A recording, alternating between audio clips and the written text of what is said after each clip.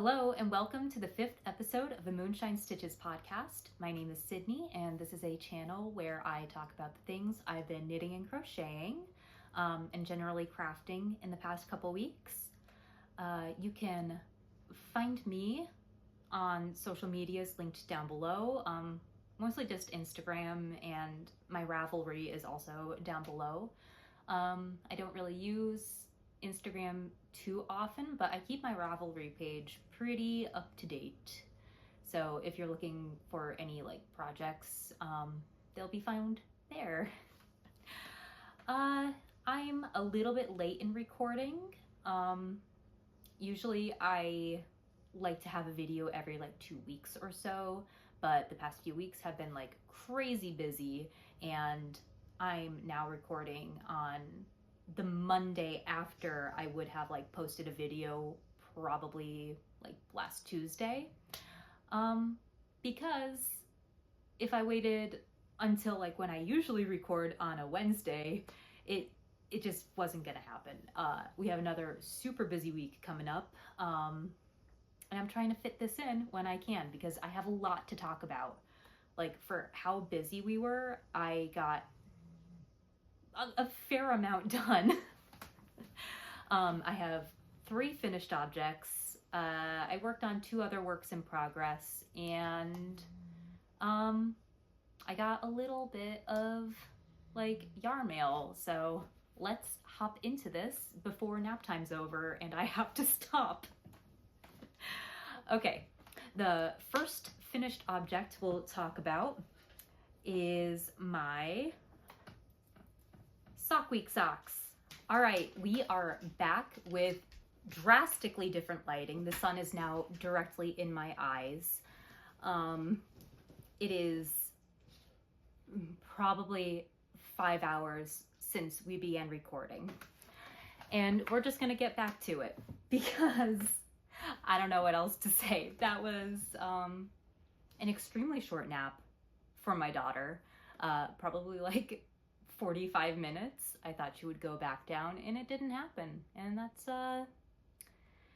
life with a 2-year-old, or an almost 2-year-old, I suppose. But we were talking about my Sock Week socks. I hope the lighting is good enough to see these because it is directly in my face, so everything looks very dark from my side. Yes, Sock Week socks. A knit along hosted by Natalie of Knitty Natty, where you knit a complete adult sock in 1 week. I knit both socks using nomadic yarns, Trusty Sock, which is her 75-25 base in the colorway Throwback. I think I purchased this from a Ravelry de-stash page, and I really like it. I did not like it at first. I had half a sock knit up, or the leg of a sock knit up in this before I used it this time around, and then I just frogged it and started over. I did not like it at first. I do like it this time around. The heel and the toe are knit out of Teeny Button Studio in her soft sock base, which is also a 75-25 merino nylon blend in the colorway Ain't My Merlot. This is leftovers from a sweater I crocheted. I'll have to show that one day because I love that sweater a lot. I used the what's it called? Shadow Wrap heel. I used a tutorial by Earth Tone Girls here on YouTube. Earth Tone Girl here on YouTube. And I think I only watched the tutorial once, to be honest, and then memorized it. So I use that fairly often in my socks. And then the toe is a modified rounded toe. I mentioned last podcast that I would type up my modifications for that, and I did do that, and I will link it as a Ravelry project in the description below. But if Ravelry is not accessible to you and you're curious about it, just let me know and I can figure out a way to send it to you, to like message you or something, maybe on Instagram. I don't know. Email, whatever. If you are interested. But yeah, this is about what I have left of the main colorway. I have it weighed out. I just did not write it down for some reason. And then here's the other yarn I used, the Teeny Button Studio. And I did get sock blockers finally. It's so much easier to show these off. I can't wait to show you some with like an actual pattern so I don't have to like stick my entire hand in there. But we'll get to that later. Let's get into our second, another thing I need to talk about with these. I keep saying, when I was editing the podcast last time, I noticed I kept saying that a size 1 needle was a 2 millimeter. It is not. It is a 2.25 millimeter. And that is what I normally use on my socks. 2.25 millimeter, 9-inch circular. Size 1. So just to clarify that. Apologies if anyone got confused. Jumping in to our second finished object. I finished my husband's camera strap. This is just something I freehanded. I used a thermal stitch and attached hardware to it. Increased a little bit, increased a little bit. There is not much to say about this. I used a 3.75 millimeter hook on, hold on, where is the label for this? Loops and Threads Heathered Bamboo yarn in the colorway Pine. And this is a 53% acrylic, 47% bamboo yarn. It is a worsted weight bamboo, and I did not like using it, especially with not that small of a hook, because it kept splitting and it was very, very annoying. But there are some things I'm like half happy with this project. Let me strap it onto the camera so I could kind of show you how it lays. And then I'll talk about what I would change next time. But it's a good prototype. I do really like the stitch and how that worked up. Like, it's just the right thickness. I think just the hardware is a little, see how nice that is? It's very comfortable around your neck, not too heavy. I do bet it's heavier when he has like his giant lens on, but it doesn't really like pull at my neck. The one thing that I've noticed as he's wearing it is that these D-rings, let me take this off, keep sliding up like this. So next time I will make these loops much, much smaller. And I would really like to look into something that swivels, so it's not so rigid right there. Does that make sense? Like, you know, like the lanyard clips that could like swivel, basically, just turn. I think that would be very handy, but for a first attempt, that's not bad. I'll make him a better one. He's fine with this one for now. And like I said, it is fairly comfortable. The bamboo, I think, is nice because it's really, really soft. So even though it kind of sucked to work with, it's not like picky, it's not itchy right on his neck, like wool might be when it gets like hot. I know when it's hot outside, wool does get like pretty prickly on my skin, but this feels nice. Do I have anything else to say about that?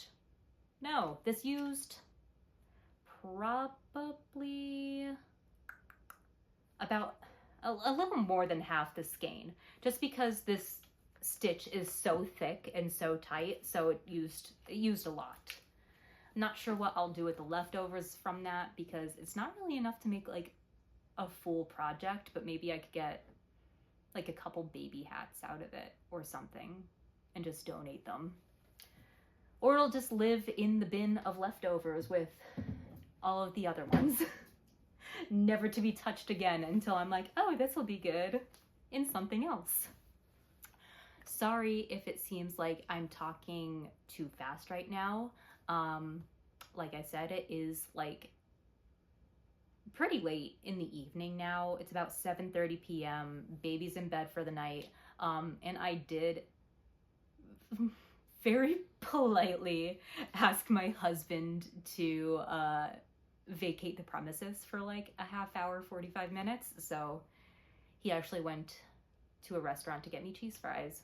So that's very kind of him. It's just been a long day for everybody. He worked all day and then I kicked him out, and I feel a little bit guilty about that, but he's chill about it. He's cool. He's gonna go probably get something to eat himself and bring me home cheese fries. So that's nice of him. The third and final finished object I have is my son's birthday present. I mentioned last podcast that my son wanted an amigurumi of the Beast from Over the Garden Wall, and I think it came out really, really cute. There were a few patterns I had seen that I wasn't like completely in love with, so I kind of just winged this. Let me move his cape so you can see his body. Nothing special under there. But yeah, he's super cute. His body and antlers, I used a size C, which is a 2.75 millimeter hook, and I used Swish Worsted, Knit Picks Swish Worsted, which is a 100% merino yarn in the colorway black. And then I think his eyes were just like scraps of also Knit Picks Wool of the Andes, and his little lantern was also Wool of the Andes. I don't know the colorway for that though. I think it was like Firecracker something. And then like a beige for the middle. I didn't want it to be like just plain white.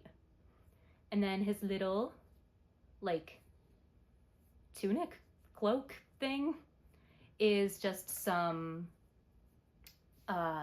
fabric I had purchased at Joann's years ago, like beginning of the pandemic. I had ordered it online because obviously you need a brand new hobby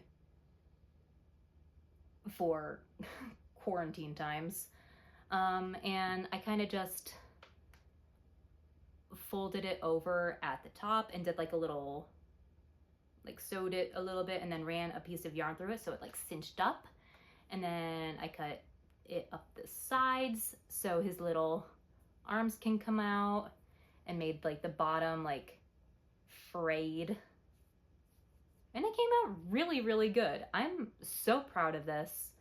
I did bring over like my notebook that I scratched down all of my notes in, which just looks like complete gibberish. But when you compare it, it's pretty spot on. So proud of that, following the vision. And he loves it, which is all that matters. And now I can finally give it to him. Well, I gave it to him. I just asked for it back for a moment. I did, when I was like going through like my worsted weight wool bin, notice I have all of the colors needed to make Greg and Wirt, and also the frog from Over the Garden Wall. So maybe that'll be a fall project to go with the Beast. So cute. I really love him. One more time. Get a little close up. Boop, boop, boop. Look at his little lantern. And goodbye. I'm gonna stick them over here. All right, moving right along to whips. I got a little bit of progress done on my husband's socks. All right, I'm gonna show you the full sock on a sock blocker. This is the one I have done. The main color is Acorn Cottage Studio in the colorway Fields of Mordor. And this is a 75% merino, 25% nylon base. And then the heels and toe are Knit Pick Stroll in the colorway Holly Berry. And just like the other socks I showed you earlier, we have the modified rounded toe and the shadow wrap heel. For his socks, I cast on 72 stitches on a size 1 needle. And this cute little knit purl patterning is just something I found in the book Sensational Knitted Socks, linked below. And here is how far I've gotten on the second sock. We are ready for a heel, ready for it to be done. I am so ready. His birthday is September 29th, and I am positive they'll be done by then. He'll get them earlier than that for sure. Here is the Acorn Cottage Studio and the Holly Berry. Not much else to say about those. You've seen them now. This is the 5th time. Hopefully next week will be the 6th and the last. And I have one more project to talk about.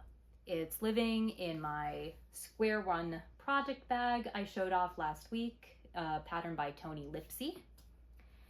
And this is something new that I started. Whoops. Uh-oh, my hook fell out. That's okay. I have a stitch marker on it. All right. This is the Cypress Cardigan by Haley Handcrafted. This is a crochet pattern I found on Ravelry. I am using, okay, this yarn is something I picked up at the free bin at Knit Night, the Knit Night I go to at a local coffee shop. Full disclosure, I do know the makeup of this yarn. It's a DK weight bamboo, like viscose from bamboo cotton blend. But I didn't know this at the time. The brand is from a company I don't really align with morally, so we're not really going to talk about it much. But I did find like 3 different like alternatives for it. It is very, very, very similar to Lion Brand Kobu, which has the same exact fiber content. And if you're looking for this color in particular, medium moss green is extremely similar. And then just in a preliminary search, Premier Yarns Bamboo Fair is a similar fiber content. It is 60% cotton, 40% bamboo, and the colorway moss is very similar. And then Universal Yarns Bamboo Pop is a 50% cotton, 50% rayon from bamboo. The colorway Sage is similar. So if you end up really enjoying this cardigan when you see it done, it doesn't look like much now. It's nothing. But if you do want to find something similar with a similar drape, any of those I think will be good alternatives. But yeah, I am about ball and a half into this, and it's just going to be like a big, oversized, open, airy cardigan, and I think it's going to be really cute. I am using a size 7 4.5 millimeter hook,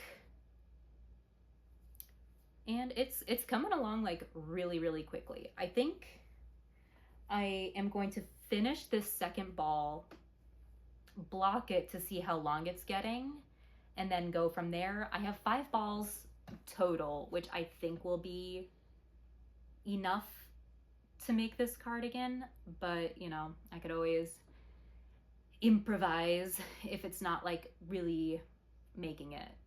Maybe I'll make it just a little bit shorter if needed, but I would really like something a little bit longer, like over the butt, like maybe mid-thigh. And my goal is to like finish this by the time it starts getting like a little chilly out, so I could wear it in the fall.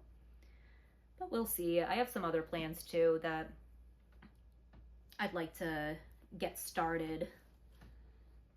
But it's really fun making this. And that's all we have to say about that, I'm pretty sure. Yes. Again, I apologize if I'm talking way too fast. I feel a little bit rushed, through nobody's fault but my own, and I apologize because you're the one suffering for it. You have to slow me down to 0.75 speed so you could understand what I'm saying. But that's all of the like projects I've worked on this week. I did get a little bit of yarn mail. I finished my Sock Week socks and then immediately saw Nomadic Yarns had a shop update, and I was like, oh, I should reward myself. That's crappy thinking, so. Anyway, I ended up with this. This is the colorway Wallflower, and it is gorgeous. Can you see that? I really hope the lighting in here is decent enough that you're able to see a little bit of that. If not, I'll pop in a picture. This is also her trusty sock base, the same I used for my Sock Week socks. And I am planning on splitting this in half and knitting buddy socks with my friend Kathy. I thought the colorway really suited her, and I really liked it too. So it would be cool to have matching socks with her. And 50 grams is like more than enough to get like a decent sized sock. These definitely used less than 50, so I could even lengthen the leg quite a bit, especially if I'm using like a contrast toe and heel, maybe a contrast cuff, though I don't think I'll need it. I don't like using the contrast cuff for self-striping unless I need to, like if there's not enough there. But yes, love it. I'll split that in half before the next time I see her, which will probably be next Monday, unfortunately. We've had to miss like 2 weeks of knit nights because schedules are not lining up, but hopefully by next week we'll be back in the swing of things. All right, let's look at goals. Last time, I said I wanted to finish my Sock Week socks in the time frame. And yes, did that. All done. Woohoo! Second goal was to start my gift knits, the Beast, and I did do that. So started and finished at least one gift. The second one, the green flax light for my 2-year-old or almost 2-year-old, I did not start. But I don't feel too bad about that because I did get one full gift done and I don't need the sweater done until October. So we'll get that cast on hopefully sometime in the next couple weeks before September, so we have enough time to knit it. And then my third goal was to get more socks off the needles. Didn't necessarily get more than the sock week socks off the needles, but I did make a lot of progress in my husband's socks, and that is an extremely slow pattern for me for some reason. So didn't get any off the needles, but did make progress. I would like to get them done though. All right, so this time goals are socks off the needles for real this time. My husband's just need the heel, the foot, and the toe. And then my Good Luck Babe socks also just need heel, foot, toe. And then Carly's socks need a toe on the first sock and then the full second one. So I'm at the point where everything needs either a heel or a toe, and I just have to like get my mind over that hump.